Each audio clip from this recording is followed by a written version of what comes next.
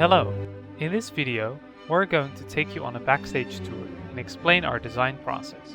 We've used a number of different tools and techniques to design this ride, of which VR was a very important one. When we enter the ride, we choose between the standby queue or the fastpass queue. The design intention here is to immerse the guest in an authentic opera theater in the 1800s while they are waiting for their meet and greet with the soprano. We study different styles of architecture to identify the elements that really define a theater building from that era.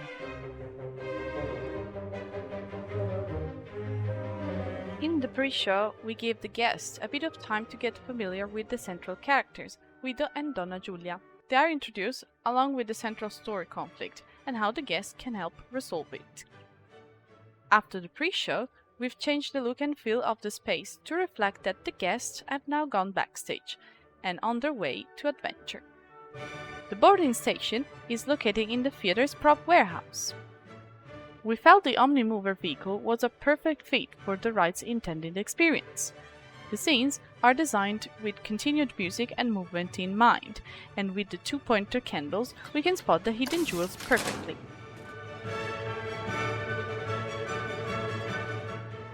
Guido shows the guests what the jewels look like, and then we put them straight into the first scene.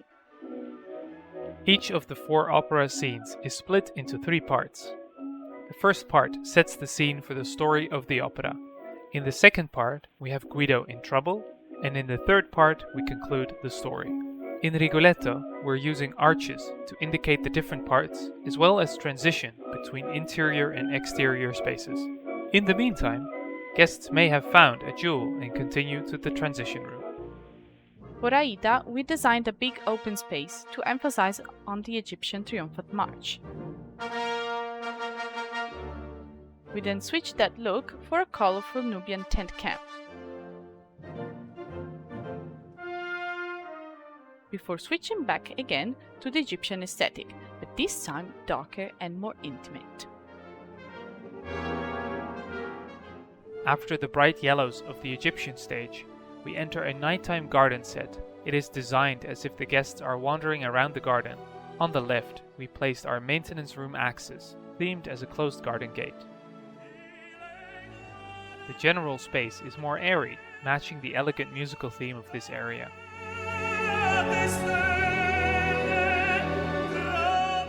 Many animatronics appear during the ride as stylized performers, ready to go on stage.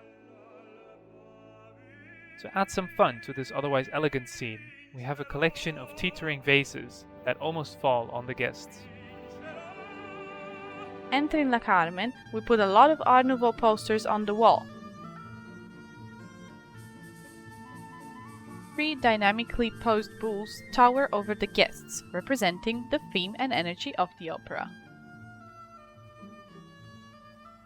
Near the end, we placed Guido looking for a jewel in the bullpen.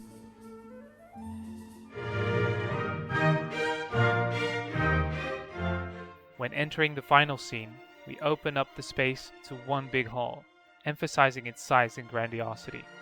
The vehicle goes up a notch for a better view of Donna Giulia, closing her storyline. Starkly different from the previous rooms, the hall no longer has any backstage props.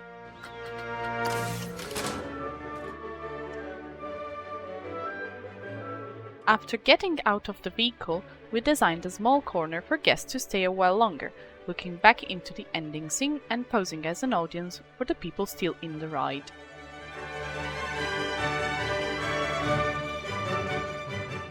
After closing Guido's storyline, the guests can exit through the ticket office themed gift shop.